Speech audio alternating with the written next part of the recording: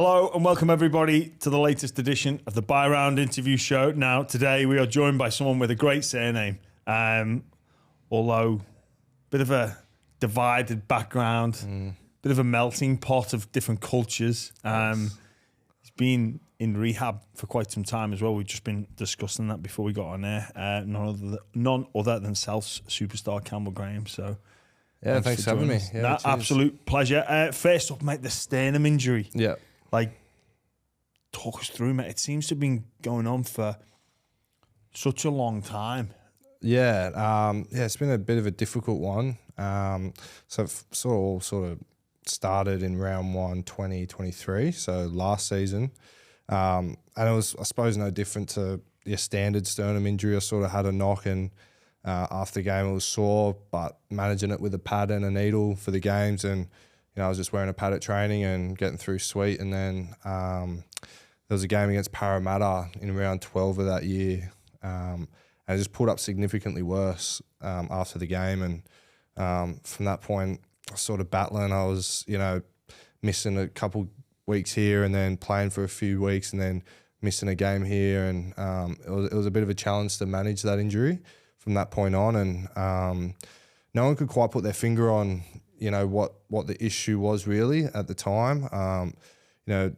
We went and got MRIs and all that kind of thing, and they were showing like a little bit of, they call it bone marrow edema, which is a bit of like sort of, I guess you can say, fragmentation around the bone. So there's a little bit of bone, I suppose, breaking off in the sternum, and we'll sort of push through to the end of the season.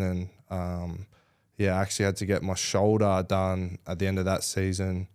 And I suppose from the medical point of view, they thought with the shoulder rehab, obviously wouldn't be doing much contact or any physical training with my upper body. So they thought with that rest that the sternum, I guess, would look after itself. But yeah, once I sort of started doing contact again, I just knew it wasn't right. And they sent me off to a surgeon who, had another look at it, and he came up with the solution of doing a bone graft, taking a bone from my hip and putting that fresh bone into my sternum and putting a few plates over that. So seems to have done the trick. But 6 months later, how on earth does that work? They take some bone from your hip and put it into your sternum. Yeah, it's nuts. It's nuts what they can do with surgeries these days. But it doesn't seem to make sense. Yeah, so they reckon the bone from your hip is the most suitable. So it's the strongest bone, and it takes really well to other parts of your body. So this is sort of all new to me when I was going in for surgery. The only other lad who had this surgery was Jack Bird,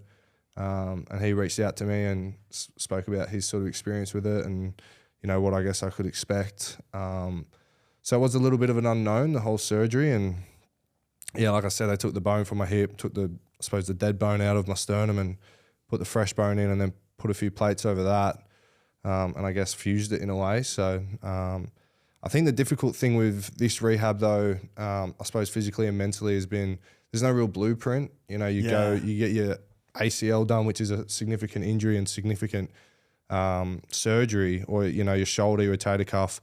But there's a blueprint for this is what you can expect at this stage.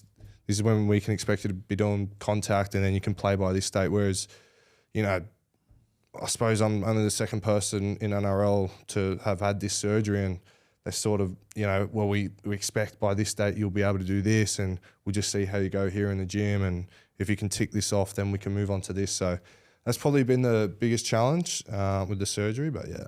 Yeah, I guess that unknown, like no one wants to be in that state of mind, do they? So yeah, you're right. If you do your medial grade 2 or your ACLP, whatever it is, when you're in that limbo, you're praying for the best. Yeah. You just want to know so you can get to work straight away on fixing the injury. But with that, there's no real evidence where that track to put you on and to get you better, right? And even specific rehab, you can't really. Nah.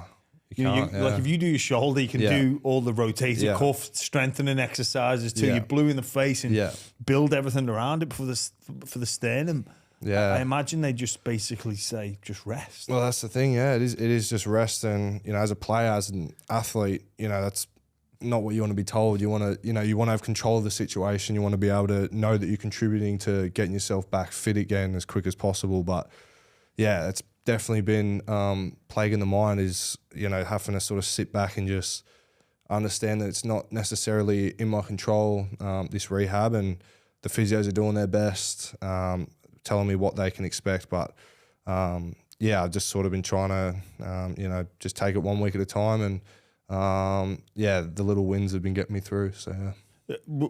I'll come back to the rehab side of things, but I want to ask you about actually playing with that sternum injury. I played with a sternum injury for a couple of years, and the injections in there are horrible. Yeah. And mine got to a point where it started to scar, and getting those needles in.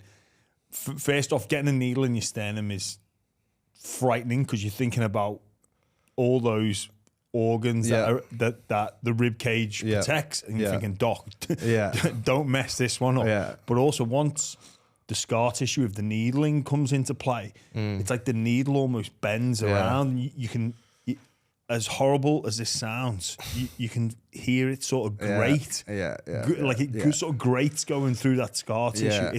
And when it hits a spot, and you jump a bit because it's, like, that's the spot right there. And then they fill it up and you can like feel the fluid going in because I suppose the sternum, again, it's not really like a shoulder where, you don't have too much muscle around it. It's just straight bone and cartilage. So you're just feeling that needle just penetrate through all that hard surface, and definitely doesn't feel natural. I was, by the back end of 2023, I was getting, 4 needles a game. So I want to four a game. Yeah, so two before the game, and then either 1 or 2 depending on how I was feeling at half time. But I want to say that I got used to it, but I definitely didn't. It was tough. It's horrible, that pre-game.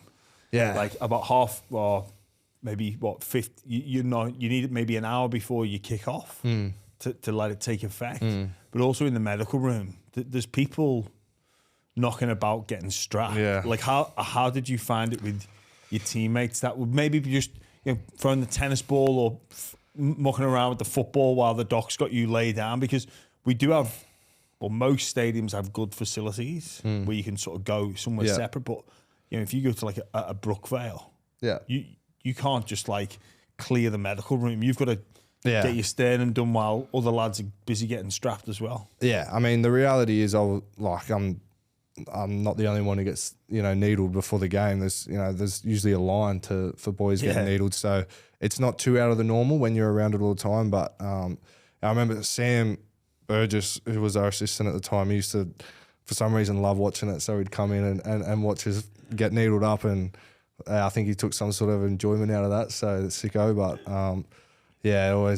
always I suppose encourage you a bit to just cop it sweet and get on with it. So it's just a part of it. But yeah, that is a weird thing to enjoy watching. Like I always found like passing the ball over people getting needled would always be funny. But if it was ever me on the table, like I would blow a gasket. I think as well, like if the doc needle in your shoulder, it's kind of like, well, what can go wrong? Yeah. Like I don't know. But I'll be able to live.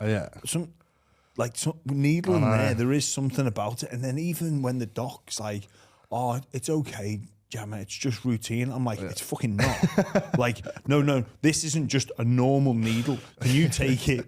Like, this isn't just like, can you take this seriously, please? And focus in like you've never done this before. I don't want this. This isn't just a casual needle, doc. Switch on, mate.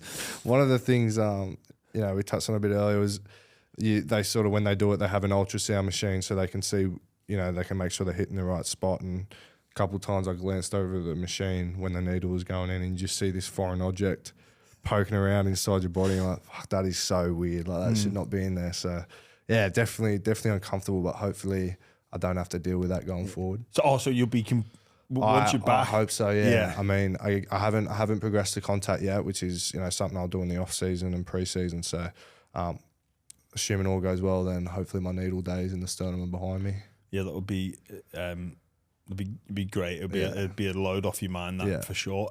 Just in terms of the rehab, and obviously with rehab, usually there's an end date or like an aim to get back playing. Yeah. Has that been on the cards at all this year? Because I remember reading different media reports. It's like, Campbell Graham out for the start of the season.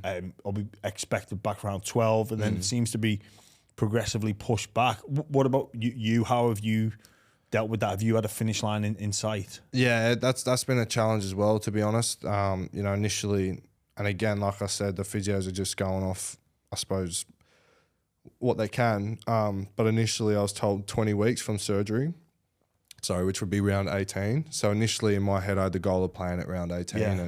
And to be honest, that got me through, knowing that there was a goal to go after at the end of the year for myself, and I'd be back, I'd have a chunk of footy before hopefully playing finals. So for me, my season was well and truly still something that I could fight for. And, the early stages of rehab are never fun because you can't do much, but I always had that in the back of my mind that's what my purpose was this year, was to go after and make sure I was fit and ready to go by round 18. And then that sort of, once round 18 started creeping up, I sort of, I guess I could see the writing on the wall that, they pushed my return date back a couple of weeks, and I was like, I feel like they're not really progressing me. They're taking their time with this injury. And then probably just with how South Sydney season went in terms of where we were on the ladder, it got to around about that round 22 mark, and I got pulled into the club, and Mark Ellison, who's the head of football there, sort of had a conversation with me about I suppose what's best for me going forward as a player. And obviously I'd still want to be out there if we were coming dead last. As a player, you just want to be out there representing your club. Doesn't matter. You want to be out there with your teammates. But, they sort of made the decision to rule me out for the year, which, I understand. I do understand that. To somewhat, that made it, I guess, easier because I could see their reasoning behind it. But, it sucks knowing that, you put all this work in to get back out there, and, I guess it's just not going to happen for you this year. But, so to be honest, the last end of this season with my rehab's been, pretty tough because, I feel like I've put in all this work, and, it wasn't for nothing. Like, I feel fit, I feel great, I feel physical, and obviously the injury's in a much better place. But, now I've got to wait another, I suppose, 9 months till I play. So 6 to 9 months. So, but again, that just makes me hungrier to be out there in pre-season and be out there playing again. Yeah, I guess managing an injury from a physical point of view, and again, like you said, a lot of it is the unknown, but from a mental point of view, and almost managing expectation as well. When that expectation gets pushed back, it's a mental load. And you can apply it logically and be like, look, Campbell, mate, it's okay. This is why we're doing it. Yeah. But when you're internalizing it, you've had your heart set on this round 20, right? Yeah. And it's like, I'm back. And then yeah, we all face knockbacks. We all face adversity, but it can be, as I know some of our listeners, well, your footy play, it's fine, don't worry. But when it's your world, it's like, and especially when South season hasn't gone so well, and you're sat on the sideline and you're watching your mates and your fans suffer, it must be like quite the ordeal to get through. It is, like it's tough, I suppose, and I'm sure you'd agree, like when you're an active player, it's your whole purpose and you have a goal each week, when you're playing footy, and you have your mind set on that each week. We're going after, I don't know, the Broncos this week, and then, that's your whole focus for that week, and you have a purpose and a goal at the end of the week, and then, it's the same goes, and it's the same for, 30 odd weeks of the year. Whereas, when you have a long rehab, then you don't really have that thing to go after. And, I suppose when the goalpost gets moved further away, it's just, it's a bit of a bit of pill to swallow. But, like I said, I do understand the reasoning behind it. But yeah. When you speak there about your sense of purpose, and obviously that is football, and I know what that's like, and it very much was exactly the same for me. When you don't have that, what appeals to your sense of purpose? Yeah, it's, to be honest, I'm still trying to figure that out. I think this year's definitely accelerated that thought process of, what is my purpose outside of footy, and, who do I want to be away from footy, and what do I want to do after footy? Because, when you're a young player and, you're lucky enough to play pretty consistent first grade, it's easy just to, I suppose, have that tunnel vision and just, as I said, just think about the week to week and, how can you prepare yourself best for that week? And you just think about winning games. Whereas, this year I've obviously haven't had that. So my mind has wandered off to, well, what is there outside of footy for me? And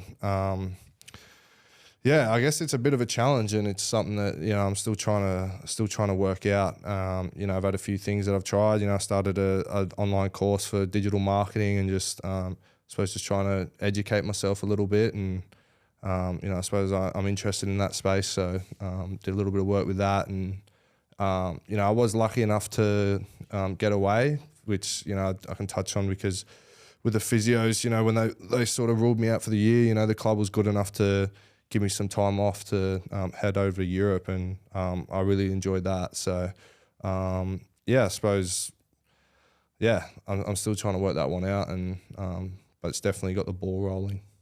Do you ever look into like philosophy of like life and purpose and meaning? Yeah. I've read a few books on Stoicism, and I definitely have a few ideas around life's purpose and stuff like that. What do you think it is? I think it's connection with other people. I think, and as a football player, you have a great opportunity to do that because you're surrounded by great people all the time, and people come and go in the footy system, but you get to meet so many different characters, from different walks of life, from different cultures, and I definitely think that connection is a big part of what it's all about. Is there anything else you think it's about? I guess for me, I suppose if I look into my own personal why, the other why there is for me is success as well, which can look different from a lot of people. But for me, success is obviously just being my best self physically with footy, and also just being a good bloke, really. But and again, that leads into connection. So yeah. Do you have any thoughts around it? I'm wrestling with it at the moment, actually. Yeah, it is something that definitely. So I'm wrestling whether life is meaningless. Really? Yeah. And that's not necessarily a bad thing. Yeah. Like, it can be a gift. I think so. A meaningless life is actually could be a gift. Yeah. Like, why? I actually wrestled with it recently about not coaching. Yeah. And thinking like, well, that appeals to that would perhaps appeal to my sense of purpose. But then really, why? Well, what is that? Because it's hard. Like, just doing something difficult, make it meaningful, because it would be. Yeah. It's just a made-up game with made-up rules. Yeah. But I think, something that our game's able to do is bring joy to other people. Yeah. I really like what you're saying about connection and bringing joy and distraction from, it means a lot to a lot of people. Yeah. And I'm thinking about like the Bulldogs fans at the moment, how much this means to them, the run that they're on. Yeah.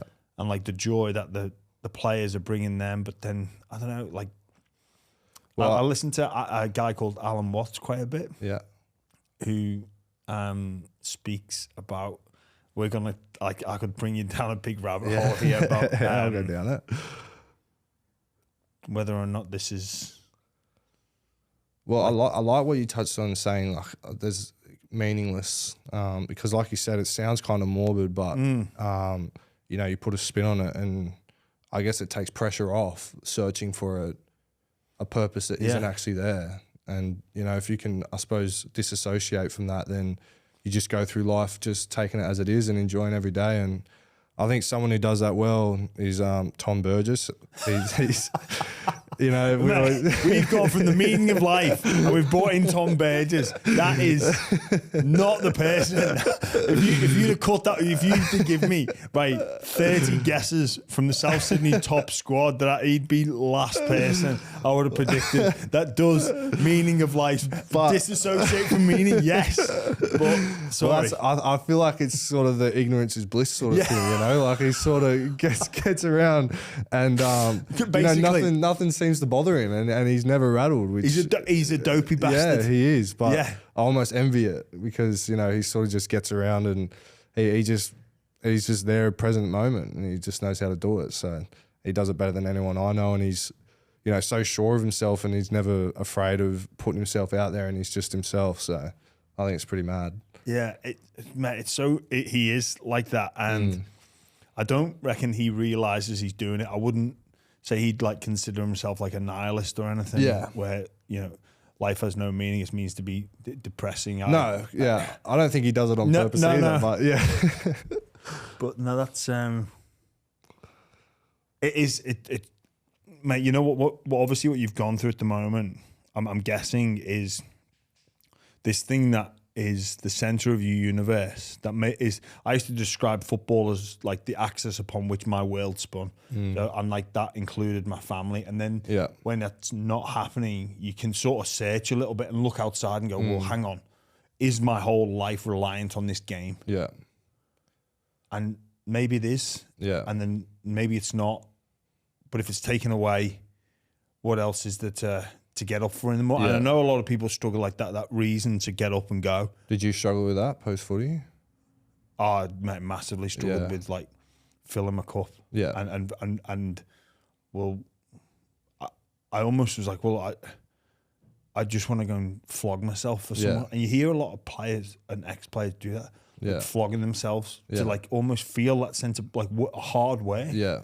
To get their sort of sense of purpose. Yeah. And I don't know, and then I think about some people that are going through tough times, like really tough times, like face unimaginable realities. Like, no, they're going through a tough time. But yeah, there's that sense of perspective when you do look at, you know, other people's situations, and I suppose you almost feel guilty for, you know, thinking like and feeling down about trying to find a purpose where, you know, I guess, you know, other people just, their situations are much more dire. But yeah, I think it is a challenge that everyone, I suppose, will face at some point, is trying to find that purpose. But I reckon it's a privilege to be able to think about it. Yeah. Because I think, I imagine rather that most people don't think like that, and they probably go through life just absorbed in the process. Yeah. Yeah.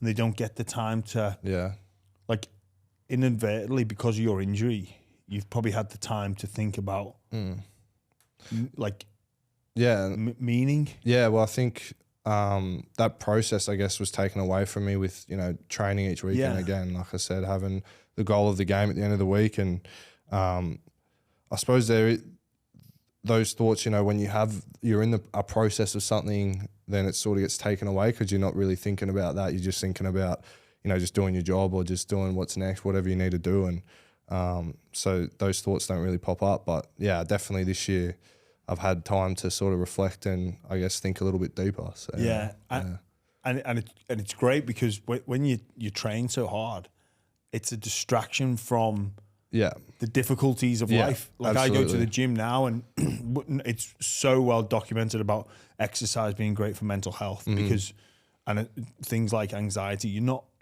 don't worry. All you're focused on when you're working hard is, or when you're exercising, is getting this shit done. Yeah, 100%. So your mind goes somewhere else, and then you know what else helped me out? There was a saying I heard about like, well, life's a zero-sum game, right? So you have everything to gain and nothing to lose, hypothetically. Yeah. So like, because you start with nothing in a sense. Well, you start with nothing and you end with nothing. Yeah. So even negative experience is a gain. Yeah. Like we actually have nothing to lose as we go through life. Yeah. Because the end game, like it's life implies death. Yeah. It's like, and some argue death implies life as well. So it's like, even negative experiences is, well, it's an experience. Yeah. Despite it being negative. Yeah, it's funny, and I think something that branches off from that is the ownership of things. You know, you place a lot of emphasis on the things that you own in terms of even things as big as your house and stuff like that. But, you know, at the end of the day, when time passes in 100 years, you know, that's going to belong to a complete stranger and you're going to have nothing to do with it. So it is easy to, I guess, get caught up in and be precious over those things that you own, and I definitely do that. But, yeah, I suppose when you take a step back and really sort of zoom out, then, I guess it takes a bit of a load off when you think about it like that. And the ownership of things. Yeah, and this isn't like, some people might think like this and then just go, well, if there's no point, why don't I just go and do something stupid, or I'll just go and get wrecked every night, or I'll just try whatever. But it doesn't mean that. No. I think you still have an obligation to be a good person, even if you think that. Yeah, absolutely. I think, like I said, I think that the purpose of it is to build good connections and I suppose memories and I guess improve other people's lives where you can. And, you know, you're not going to do that if you're just so self-centered about just getting by and doing things that you want to do, I guess. Well, you're pursuing like impulsive pleasure. Yeah, exactly. You're not, like, that's an easy, low-hanging fruit, things to go after. Yeah. Because it only serves you, really. Yeah. Yeah. I like that what you say about connection and bringing joy to others. Yeah. All right, well, let's get off. Let's fucking get back up to, let's get back to some surface. Get the scuba gear off. South this year. Yeah. Obviously, you've not been able to contribute, but what have you made of it all? Obviously, started the season in Vegas with high expectations after last year's sort of capitulation. Yeah. Like, where's it all gone wrong, and what are your thoughts on it? It is hard to put your finger on, to be honest. Like, I guess it's a reflection of last 2023 season as well, where we're on this big high and sitting at the top of the comp and then didn't make the 8. You know, I think Magic round we were first or second, and then, you know, we didn't even make finals. And I guess, you know, the start of the season, you know, we didn't have a great start. You know, I think we were, I don't know, maybe 1 from 6 or something like that. And I guess that's when, I suppose, doubt starts creeping in. You know, it's just success. You know, I actually watched a documentary, Sir Alex Ferguson, last night. It's called Never Give In. It was really interesting, but he spoke about, you know, success builds confidence, and, you know, when success isn't coming, then that's when, you know, your confidence does take a hit. And I think, you know, because we weren't winning games, doubt starts creeping in. You know, what are we doing wrong? And maybe you try to overcompensate with training and other aspects of preparation.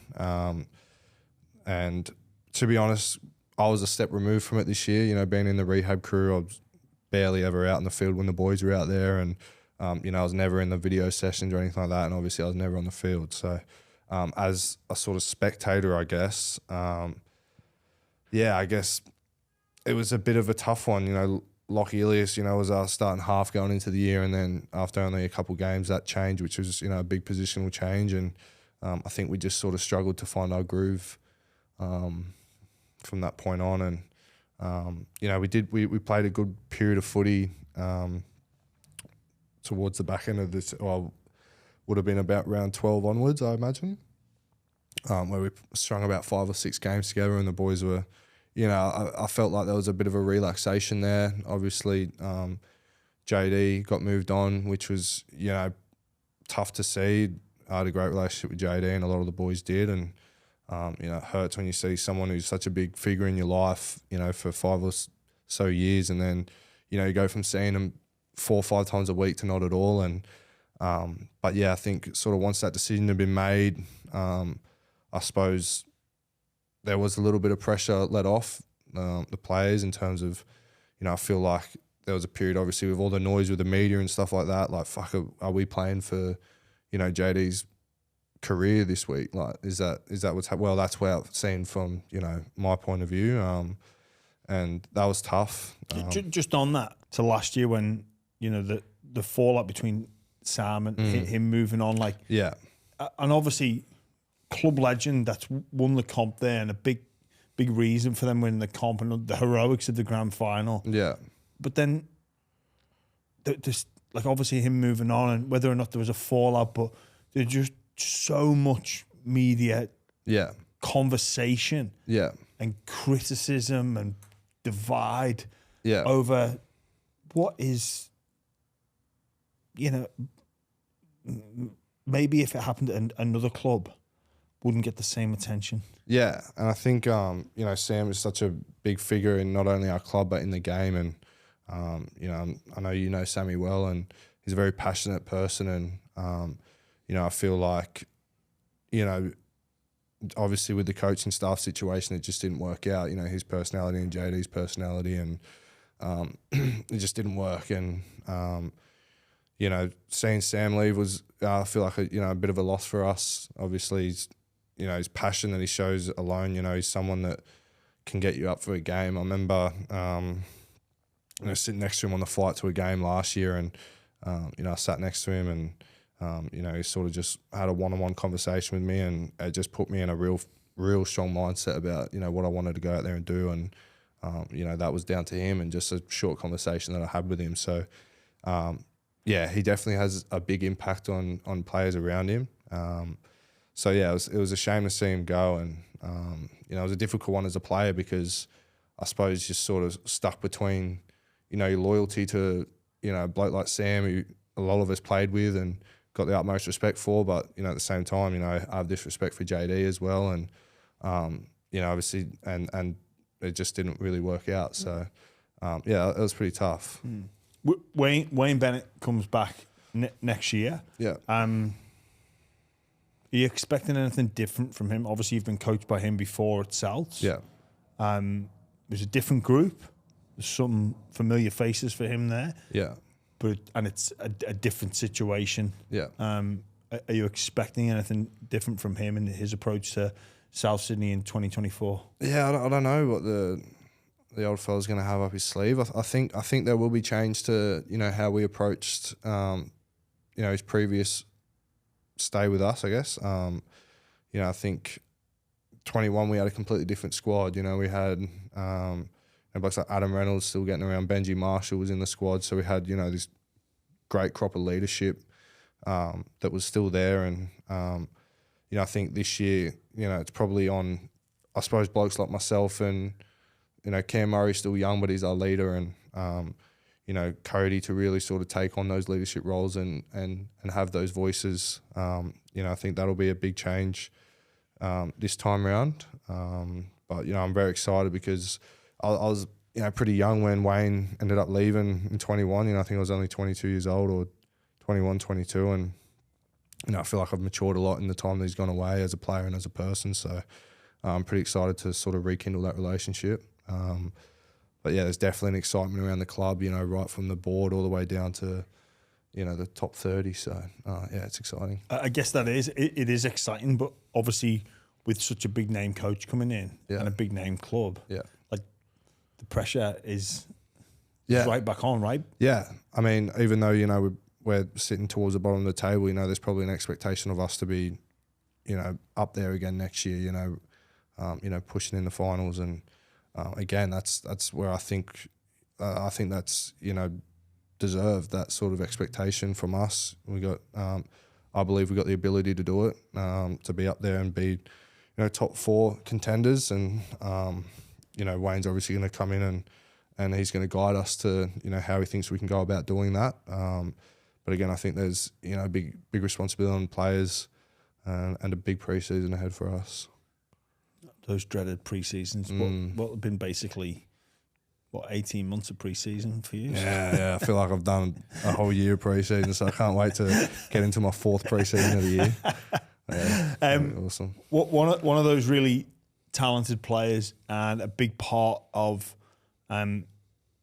South Sydney when things go well is Latrell Mitchell. Yeah. And there's been a number of incidences this year that has brought negative headlines. How can he impact the team in a positive way next year? What do you feel the best course of action is?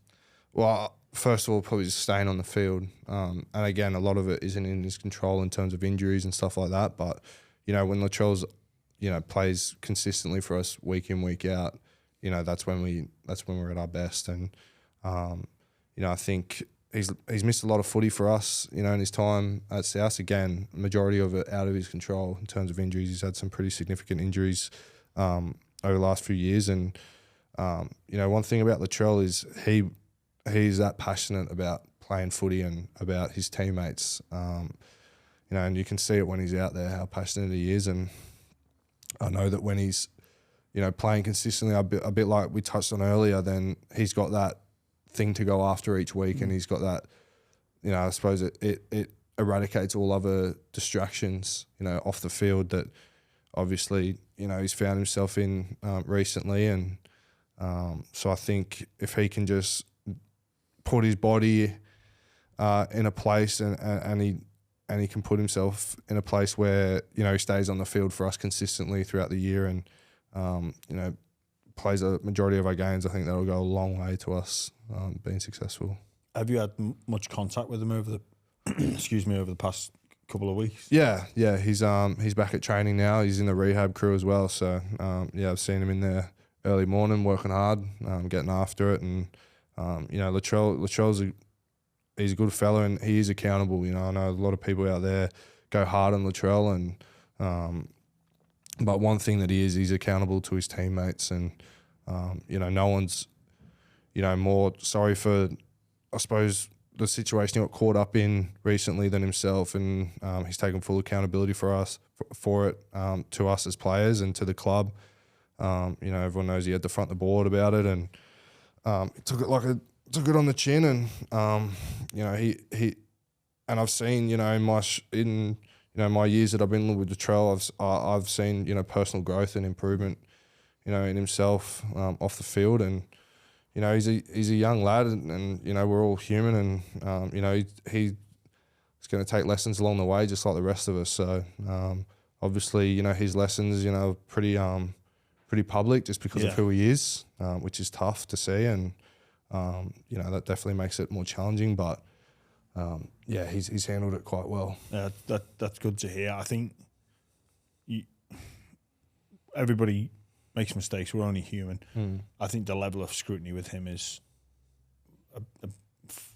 far greater than it needs to be. Like, the camera's outside his house, and he actually publicly said, like, "Can you just leave me at home and leave me alone when I'm at home?" And that's the thing. And like, there's a person there. Absolutely, and with a family. And and as I said, he's human and he makes mistakes just like the rest of us, and his mistakes are just highlighted and emphasised because of who he is. So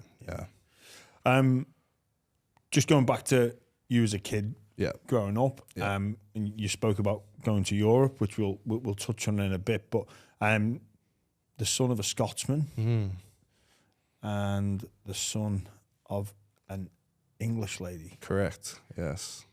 So, and obviously people go, well, England, they play rugby league. It's like, well, not in Coventry where your mum's from, and Glasgow, certainly not. Yeah. Did you face much pushback? Because I've spoke to other people from migrant families or immigrant families, whatever however you want to label it, but you are where this game of rugby league is a foreign concept, and from the outside looking in, I can see why plenty of people don't want their kids to play. You're they're in this new but familiar country, and they've been here for a long time, and then you pick up a rugby ball, and it's not rugby union. Like, I'm sure your dad would have maybe not minded you playing that, but did you face any pushback at all? Yeah, a little bit. So from when I was about 4 years old, I was playing soccer, the proper football, apparently, according to my dad. So so that's what I was playing from a young age, and he's a massive Celtic FC supporter, and me and my brother used to run around in Celtic strips, when we were little, and I sort of, from about 4 to 5, from 5 through to 9 years old, I'd sort of heard of rugby league and from mates at school and stuff like that, but never really paid it much attention. And then when I was 9, I started playing rugby league, and because a few boys at my older cousin was into it, and then a few boys at my primary school at the time were playing, and I just started playing with them, and yeah, I just really enjoyed it. But then, it came to a bit of a crossroads, and my dad was like, "I'm not driving you to, 3 training sessions a week and 2 games on the weekend, so you're gonna have to choose one." And I think a little piece of him died when I chose rugby league, because that's where my mates were. But in time, he actually, he fell in love with the game, and did he? Yeah, he absolutely loves rugby league now, and he watches more footy than I do, and he's out there watching New South Wales Cup, and he really loves it, and he's big into sports in general, but he's definitely come around since then. What about your mum coming from Coventry? Like, again, another very, very foreign sport to you're so far removed from it there. Yeah, she still struggles to watch, just the physical aspect of it, I think. I remember from when I was a junior right through to when I was playing professionally, she'd, sort of try to talk to her about the game, but she, had her head in a book the whole time, so she couldn't really recall any of it. But she's supportive, as a good mother is. But I think she loves the connection aspect of it. She loves the community at South Sydney, and but I think she's just happy to see me enjoy myself. Yeah. You said a little bit of your dad died when you chose rugby league. What about when you dogged Scotland for the World Cup and you chose Australia? Yeah, that was a tough one. That was a tough one to explain. I wanted to make him proud, but I think he understood that Aussies was my priority, and yeah, it was a funny story, that one, because I was in the WhatsApp and everything, and I was ready to go and play for Scotland, and then at the end of the 22 season, I got announced in the extended Aussie squad, but there were still cuts to be made. And then the Scotland squad got announced, and I wasn't in that squad. So I was sort of on the phone to the Scotland coach going, "Hey, mate, I know that I'm in the extended Aussie squad, but there's still cuts to be had. If I do get cut, will there be an opportunity for me to play for Scotland? Because I'd still love to." And he said, "Yeah, mate, we'll try to figure it out. We'll figure it out." And then, sure enough, I was lucky enough to be in the final squad to go over and represent Kangaroos, and we ended up playing Scotland in Coventry of all places. I was at that game actually. Yeah. That was where the Fox scored that insane try, right? Yeah, he scored a few. Yeah. So I'm sure he would have, but the one where he kicked it through, and then that was him. Yeah, at that game. So yeah, it was funny how it all panned out, making my Aussie debut against Scotland in my mum's hometown. So it was a real sort of, it all came together pretty nicely, and I had a lot of family there that I hadn't seen in years. Yeah, they came over for it. So yeah, could they look you in the eye? Yeah, I think by that time, we got the win obviously, and by that time he was over it, so it was all good. Yeah. Because the rivalry between Australia and the UK, especially on a sporting front, is, I think, as big as they get. Like, for me as an English, I say this all the time, like, I hate a lot of countries, especially on a sporting context. Yeah. Hate a lot of them. Yeah. Hate's a strong word, but I use it because it means I do hate them. Yeah. So, you French, no. Italians, definitely not. The RGs, disgrace. Right. But then there's Aussies, and it's just like, really? Oh, they're at the top of the list for worse hatred. than Scotland. Like, would you? Oh, well, see, for us English, we're okay watching Scotland and Ireland and Wales. We're all right with it. Yeah, right. We've not, but why do you think that is? Do you think it's like a little brother thing where we're sort of the younger, better looking, and more talented? I reckon we're like, that's all right. Yeah, we're okay. So if Scotland are playing Australia, I'm for Scotland. Right. Okay. I reckon anybody in the world Yeah. against Australia, I'd support them. Wow. That's strong words. Yeah. Because only in sport. Yeah. I'd fight for this country in a war unless it was against England. Yeah. But on a sporting context, just can't deal with it. Yeah. But it must have been difficult for for your parents to watch you play for Yeah. like, and sing the anthem, and they're there in Coventry, Yeah. and it's up against Scotland. Like, your dad must have just been. I think he was in still all belting sorts. out the Flower of Scotland before the game. So, yeah, I don't think he sung the Aussie anthem. He definitely sung the Scottish anthem. So, yeah, it's probably a bit conflicting for him, but I think he was just happy to be there in the end. He's pissed half the time. So, yeah, he had a great time. Yeah. Oh dear. Have you spent much time over there in your parents' respective hometown? No, I haven't. So, you know, my dad's from Glasgow, and as you touched on, my mum's from Coventry, and the only time I spent in Coventry was that game and the night before, couple of nights we stayed there before the game. You know, when you got there, were you like, why would you ever leave here, Mum? I could definitely see why she left that joint, yeah. Like, you robbed me of the opportunity to grow up here. Yeah, I can see why she never come back, but I'm sure it's a good place, but yeah. And then Scotland, we actually went back after that game against against Scotland in Coventry. We actually drove up to Edinburgh for a weekend, and you know, spent a fun weekend up there in Edinburgh. It's a great city, but I didn't get to Glasgow, so I definitely love to go back to see where my dad grew up and was from, and but it's still something that I need to tick off. Yeah. And you recently said you went back to the Euros. Yeah. To Europe. Yeah. But you went for the European football, right? To go. I did. Yeah. To watch. Did you go watch Scotland? Yeah. So I crashed my dad's boys trip.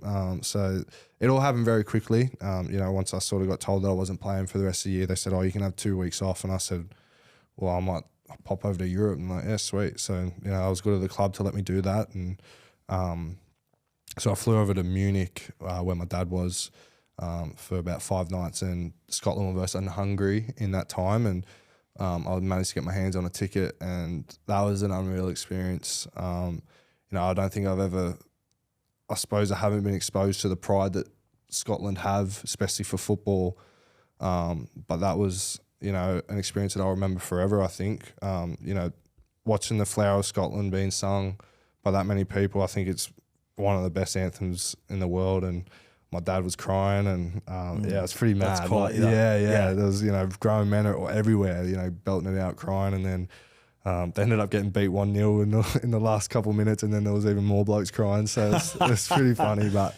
no, that was a great experience, and something that, you know, I was very, very lucky to experience. And, you know, obviously as a footballer, rugby league player, it's very rare that you get to go over to Europe, especially that time of year, and you know, experience those sort of things. So yeah, I was very grateful I was able to do that. It's funny that, but I think when you have a connection to a country and you're away from it, and then you go back and you hear the anthem, especially in and around like a sporting context, it can like pull at the heartstrings. And I wasn't expecting it at all, and then. Yeah, just the passion that they have for it, just sucked me right in. It was mad. And you say he's a Celtic fan. Yeah, as he spoke to you about like the rivalry. Yeah, I know it well.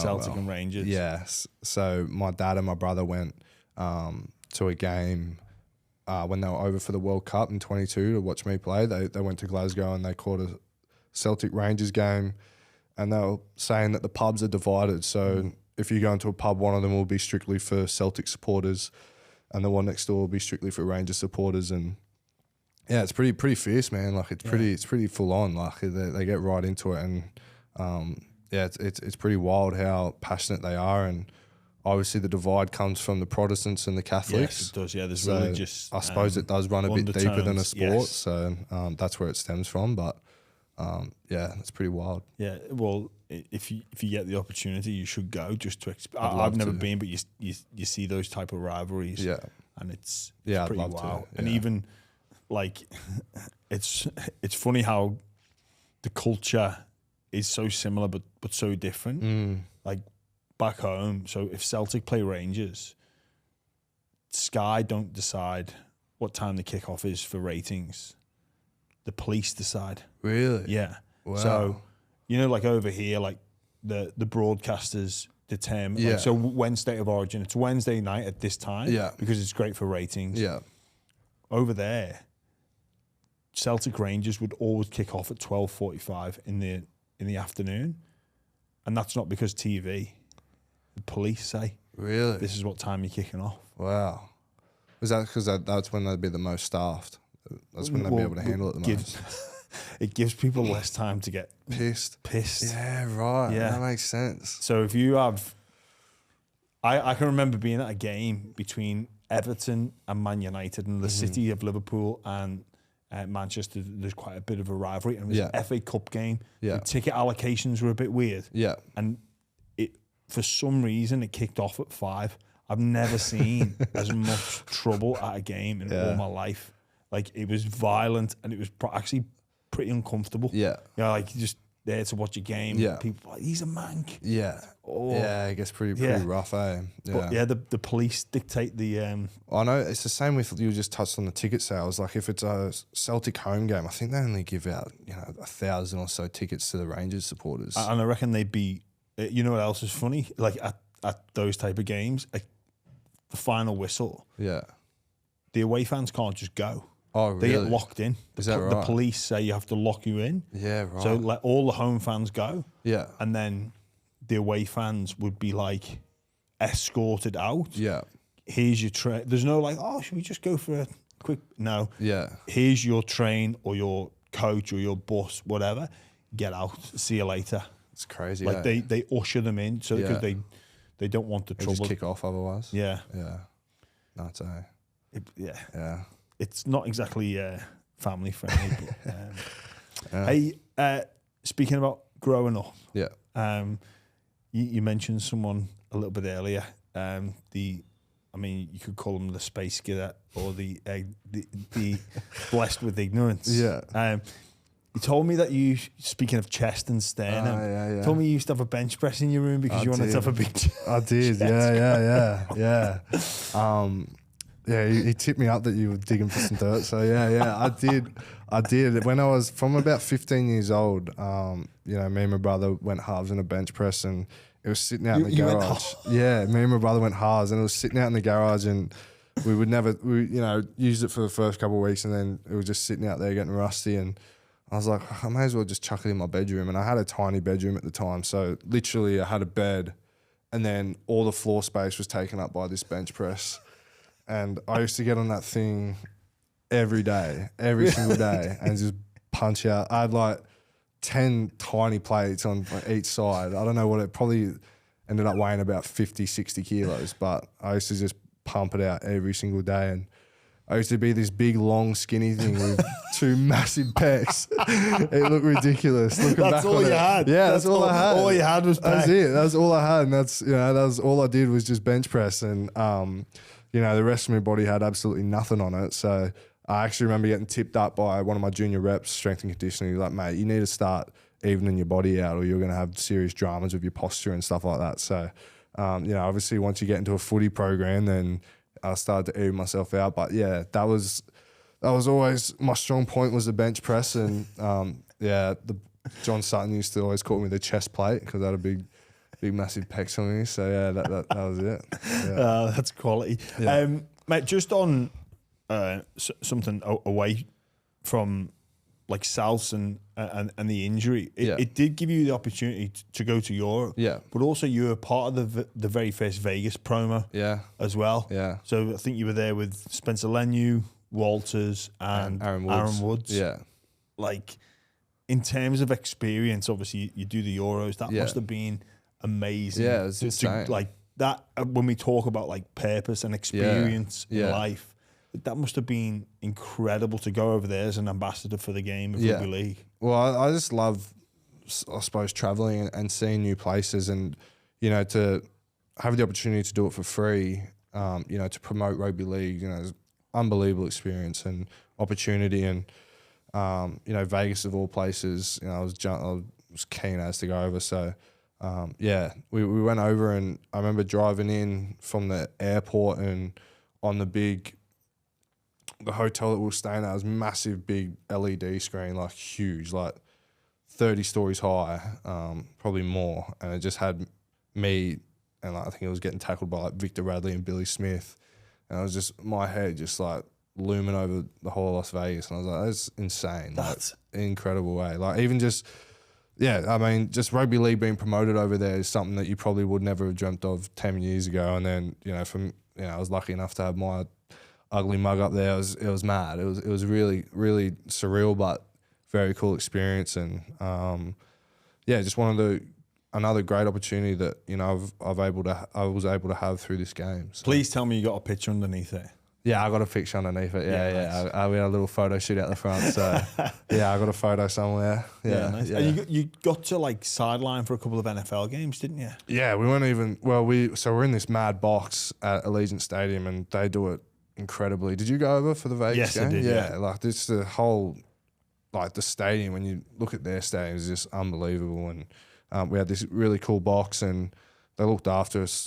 Mad. They took us down on the sideline at halftime, and we did the trail. They call it the tailgate party. Oh yeah. Before the game, and that was sick. And the first game that we went to, there was no touchdown scored. So I think the final score was like 3-0 or something like that. So there wasn't much to get excited about in the game, but just the atmosphere alone, and how into it the fans get, and they're very different over there culturally, obviously, and. They're very enthusiastic and they all want to get on the screen. So it was actually quite easy to go over there and promote the game because, they're all very inquisitive about, what are you guys doing here? Like, oh, look, what's that ball? Like, let me have a look at it. And so it was very easy and very enjoyable. It was awesome, yeah. It is funny that they are probably a bit more naturally inquisitive. If you rock up with a student, it would be like, hey, what? Yeah. And they see a few cameras getting around. They come over and they're very interested in. Yeah, I think that the way the NRL pulled it off was pretty mad, and I think it's awesome that we're getting over there again this year. Yeah, so. Man, what an experience to go there for free on a promotional trip. Was there anyone else throwing their hat in the ring from South? Or so I think Damien Cook initially was going to go. I don't know what happened there, but Mrs. probably didn't let him go, just quietly. But I guess one of the silver linings to the injury was, I was able to do that. So, because I just worked out that I wasn't really training at that point. So they were like, yeah, go over there and do your thing. So it was good. Yeah, nice. Did anything else happen over there, like in terms of the promotion, or it was just? So were you on a couple of television shows, or was that? Nah. So we were on Fox. We were on like the Fox. I don't know what they call it over there. Fox. I don't know. I guess it was Fox Sports, but me and Woodsy did a halftime interview on the actual NFL broadcast over there, which was pretty mad. So yeah, I think getting broadcast across America to promote footy is just something you just never would have thought of. So yeah, it was awesome. That is quality. We'll get into the 4 questions that we have for each and every guest. Yeah. First one is the dream spine. No rules, just a 1, 6, 7, 9. Yeah, I had a little think about this. Maybe a little bit of biasy because I played with 2 of them, but number 1, Greg Inglis at fullback. I just think, this skill, speed, everything, every attribute, he's got it. Number 6, I went Cody Walker. I think ball playing ability. And again, I've been on the receiving ends of a few of his passes, so that's probably, definitely helps. Number 7, JT, Jonathan Thurston. And then number 9 is Cam Smith. I just think Cam Smith's a nice balance. You got Cody who's kind of off the cuff, and I'd love to see what JT, Cody, and Greg could cook up together in terms of backline plays. I reckon that'd be pretty special to watch. It's interesting, like they're all Indigenous. I guess that's sort of, you can see it in their game. The way they play is just off the cuff and just natural ability and instinct. And then Cam Smith, I think he's the greatest player of our generation. So yeah. Did you play with GI? Yeah, I got a few games in 2018. Yeah, so yeah, I was lucky enough to play with Greg, which was How was awesome. that as like a young outside back? Yeah, it was mad. So my first year when I debuted 2017, he'd done his ACL that year. So my first 5 games or so, I didn't play with him. But that whole 2018 preseason and the whole year, it was just crazy to have someone like Greg there, and not even so much him coaching, but just watching him do reps at training. And I remember he would sort of, obviously as the older boys do, they come in a bit later in the preseason, and I'd already been getting flogged for weeks and had these mad gym programs and stuff like that. And, I fancied myself on the bench press, as I touched on earlier. And, I had the bar loaded up and we were doing testing, and, I got out, whatever I got out. And he just come in, no warm-up, just grabbed the bar and just punched a few of them out and just unracked it, and then pretty much walked out the gym. And then we're out in the field, and, he's just firing these balls like it's his first day there, but he's just nailing every pass. And, that to me was like, well, that's where the pinnacle is. Yeah. Like that's where it is. And, still am obviously, a way off that, but just to know like that's how much that's how good these players are. Being a young player in first grade and my first proper preseason, and then being exposed to that level of, I suppose, excellence was, pretty mind blowing. So yeah, that was cool. like, oh shit, that's where the elite are. Yeah. So, I guess and you know what? That's a good mindset to have. Not like, oh, I'm happy to just be here. It's like, no, I want to. That's where I want to be. And obviously, Greg's got natural ability that 99.9% of people don't have. Yeah. But just to see, that's years of playing professional rugby league. That's what it looks like, and just to be able to come in and it's second nature to you. So yeah. If footy didn't exist, what do you think you'd do? In terms of work, I see myself on a job site, to be honest. But one thing that I think I'll do a lot more of if I wasn't playing footy would be traveling. I think, as I touched on earlier, I got to do a little bit this year and I had a little taste, but, there's so much of the world I want to see. And I think traveling is one of the best things you can do in terms of broadening your horizons and your ideas of the world. And just, I think it's just so much to learn about yourself and other people when you go traveling, and just puts things in perspective. I think it's pretty mad. Yeah, I like that. Yeah. I do enjoy traveling and seeing different cultures in action, and just what's normal for you is not normal for them. And yeah. Is there anywhere that you've got on your sort of bucket list that you want to go to? There's still a lot in Europe that I want to do. I've been tipped up by Ibiza's pretty good. You got any experience there? Yeah. Or? That's a really cultural, diverse expedition. You're to somewhere like Ibiza. Yeah. Never been. Yeah. Oh, well, I would like to go there, but there's countless places in Europe I'd love to go. I've done Germany, Amsterdam, Greece, the UK, obviously. But there's so many spots there that I'd like to do. I'd like to experience that sort of whole Europe side of things, and then, I'm doing Southeast Asia at the end of this year, and I'd like to do more of the States. There's a whole planet where places to go and look at. So yeah. Have you ever looked like does history or anything like that? A little bit, yeah. Like modern history, I find fascinating, and I'm sure if I was going to visit, Rome or somewhere like that, then I'd dive into that. But it's not something I spent too much time on. I get it's funny, like you can travel for other places to get on the piss. Yeah, in like a different environment, and loads of people do. Yeah, I guess as you get older, you're a bit like, oh, no, like you're not just going somewhere to get. Yeah. For party on down for a week or two. Yeah, it's definitely like? About balancing it. It's like, what's it like over there? I don't know. Beers are cold. I don't remember it.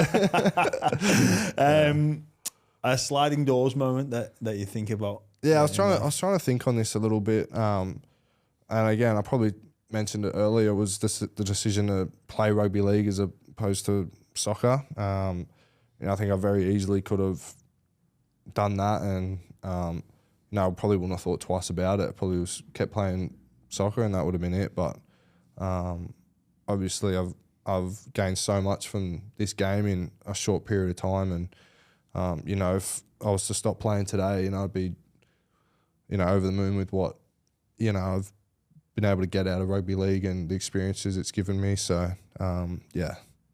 You know what's funny? Just thinking back to what you said earlier about making that decision between football and soccer and not doing it for someone else, like not making that decision for someone else. I spoke to an academy coach a couple of weeks ago, actually, and he was saying one of the things that he needs to figure out is who actually wants to be here and who's here for dad. Yeah, I think that's definitely a thing, especially when you start to enter into that junior rep system where, there's a bit of pressure. That's when you sort of first start to feel pressure with sport.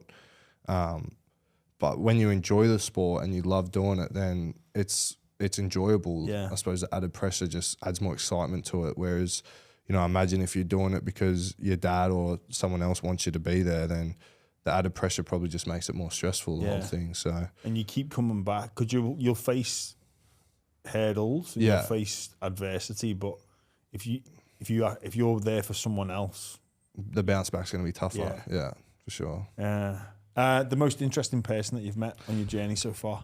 Yeah, probably have to say Liam Knight. Knighty. He's someone that I was lucky enough to get pretty close to in his time at South, and still a close mate of mine. And I've learned a lot from his mistakes in life. So there's not too many fires that he hasn't had to put out in his time. But it's a really interesting story. He was born in Alice Springs, and I suppose that's his. He had a bit of a disrupted childhood. He moved around a lot. That's his story to tell, I guess. But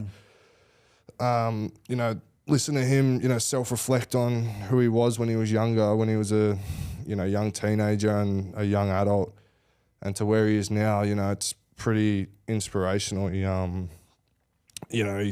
definitely had a lot of things stacked against him, but he's overcome them and managed to play professional rugby league for the majority of his young life. So it's pretty mad. And whenever I'm in dramas, doesn't really matter what drama it is. He's one of the first people I chat to because he's good at giving perspective on things, and he's a very rational thinker. And I think that just comes with his life experiences. And he's definitely an interesting cat. Is he coming back to South? Did I read somewhere today that South are maybe looking at bringing him back? I think there's chat. I can't confirm, if pen's been put to paper, but I'd like to have him back, as I just touched on, for those reasons. But he's a very driven individual as well. He takes his training very seriously, and he looks after himself. And, he's been quite open about the struggle that he's gone through the last few years in terms of going to rehab. And, I think he's almost 2 years sober now, which I think is a great effort for someone who was in the position he was in. And, he's completely turned his life around, and it just shows, the commitment he has to himself. Yeah. Hey, just before we wrap this up, can I make a confession? Yeah. I thought your surname was a double barrel. I thought you were Campbell Graham.